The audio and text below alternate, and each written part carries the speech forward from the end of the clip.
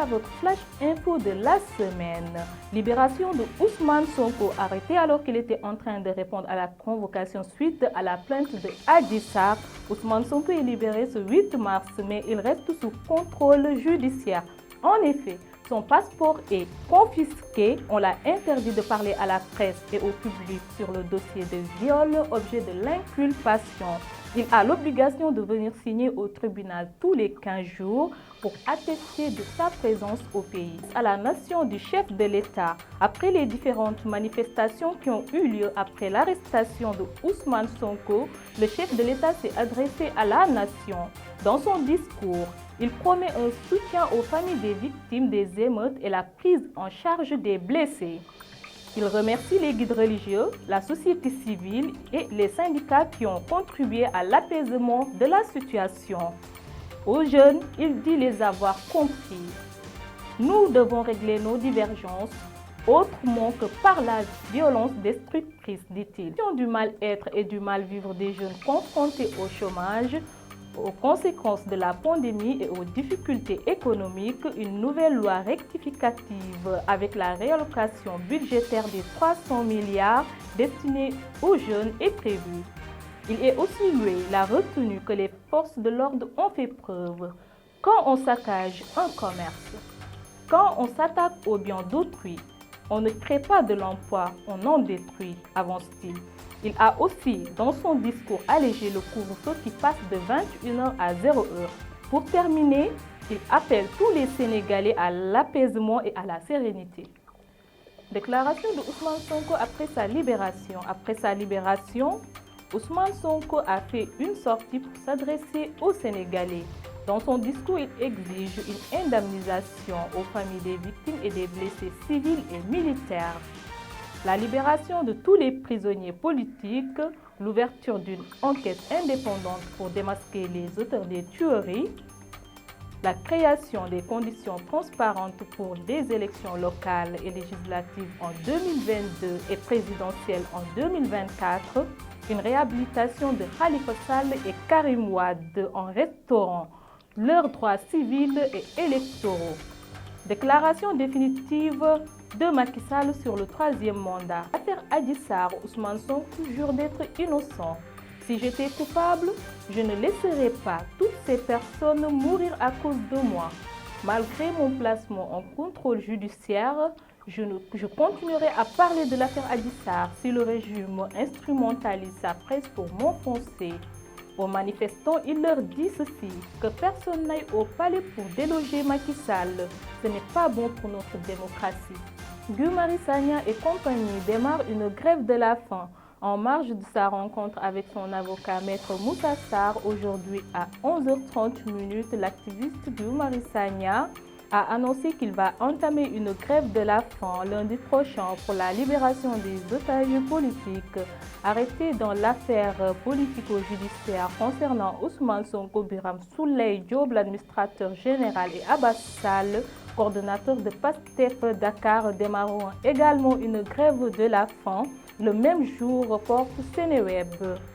Toujours dans l'affaire Ousmane Sonko-Adji Sarr, selon Éric Zemmour, Macron voulait envoyer la marine française, mais s'est rétracté et a ensuite fait pression sur Macky Sall pour qu'il libère Ousmane Sonko pour la stabilité du pays. Les armes en Casamance. La réponse du MFDC à Ousmane Sonko.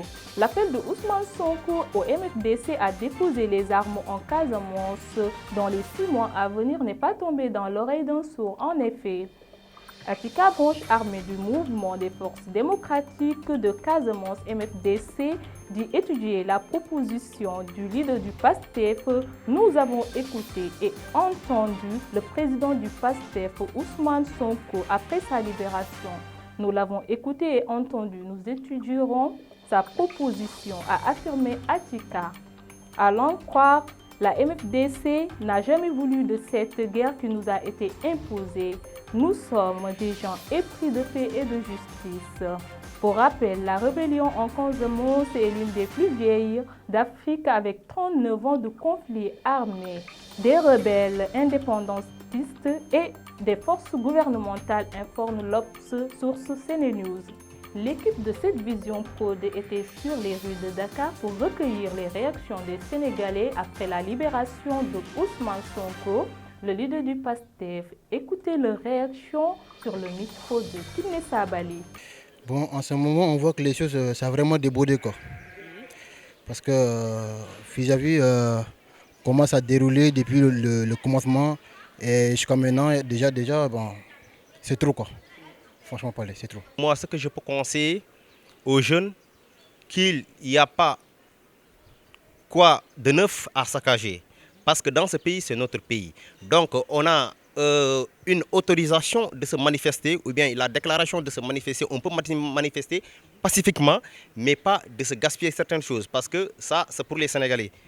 Tout ce qu'on saccage, ce sont des biens sénégalais. Même s'il y a des biens français. Parce qu'il y a certains saccages, ils disent que ce sont des biens français comme le Total, les Auchan.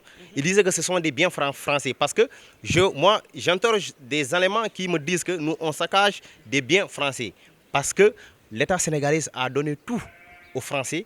Or, nous, Sénégalais, on devait y sentir de toute une façon de ce Sénégal. Donc, on a essayé de se causer avec des éléments qui saccagent. Moi-même, j'en fais partie des manifestations, mais je n'ai pas saccagé parce que j'ai compris que je dois se manifester pacifiquement, mais non pas violent. Je trouve que c'est vraiment dommage. C'est une affaire de mœurs. Donc nous, dans l'éducation qu'on a reçue, quand il s'agit d'une affaire de mœurs, la meilleure façon, ce qu'on nous a inculqué, c'est de ne rien dire par rapport effectivement aux personnes concernées et de laisser donc la justice faire son travail. Mais ce qui est dommage, déplorable, bon, la chose a été ramenée sur le terrain politique. Et ça a créé ce que ça a créé. Maintenant, nous, à notre niveau, tout ce que l'on peut dire autour de cette affaire, c'est que c'est deux citoyens égaux au niveau de la justice et qu'aujourd'hui, que les choses soient clarifiées, que tout un chacun, complot ou pas complot, ça peut bien être un complot. On ne nie pas, ça peut bien être un complot parce que nous savons que les politiques de la capacité, en fait, de quoi ils sont capables les politiques. Ça peut aussi ne pas être un complot. Mais nous, notre problème, à nous aujourd'hui, en tant que citoyens, c'est que la vérité soit dite, que les gens sachent. Parce que je crois que c'est un complot, c'est catastrophique pour l'image effectivement de nos dirigeants actuels. Ça, vraiment, si c'est eux qui sont à l'auteur de tout cela, je crois qu'ils ne mériteraient plus d'être à la tête de ce pays-là. Que ça ne soit pas un complot, que ça soit avéré, mais à ce niveau-là aussi, je crois qu'on doit, nous, en tant que citoyens, en tant que peuple sénégalais, voir quel est le type de dirigeants que demain on doit avoir au niveau de notre nation. L'écrivain guinéen Djibril Tamsir Niane vient de tirer sa révérence. L'historien et auteur guinéen Djibril Tamsir Niane est décédé à l'âge de 89 ans à Dakar ce lundi matin. Il était spécialiste de l'histoire du mandingue de l'Empire du Mali au Moyen-Âge en particulier, mais aussi dramaturge.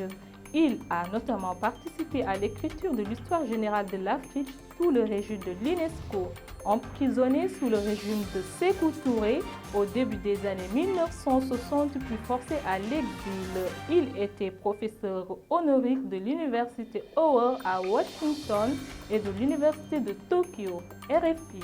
L'équipe de cette vision Prod était à Toubab Dialaw la semaine dernière pour faire un documentaire dans la vie et l'œuvre de Cheikh El Hadji Oumar Foutiyou Tall.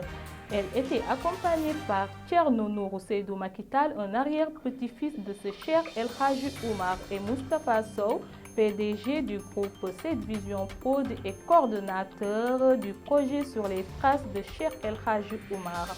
Cette Vision Prod est une entreprise médiatique et de production d'images. Leur souhait est de faire des investigations sur l'histoire du Sénégal, en particulier sur l'histoire des figures historiques du pays dont Cheikh El Hadji Oumar Tall. Sur ce, Toubab Dialaw était le point de départ d'un voyage qui suit les traces de ce grand érudit de l'islam sous la bénédiction de Thierno Nourou Seydou Macky Tall. Les explications sur le micro de Papa Demba Dieng et Adamo Diémé. Toubab Dialaw est un village du Sénégal situé sur la petite côte au sud de Dakar. De cette vision prod y était la semaine passée, en compagnie de Thierno Nourou Seydou Maki Tal, un arrière-petit-fils de Cheikh Oumar Radiallahu Ta'ala Anhu, pour faire un documentaire sur le passage de Cheikh Oumar dans ce village. Ceci marque la fin de votre flash info de ce jour. Espérance Mariman Bakoum à la présentation. Merci de nous avoir suivis sur cette vision prod. À bientôt.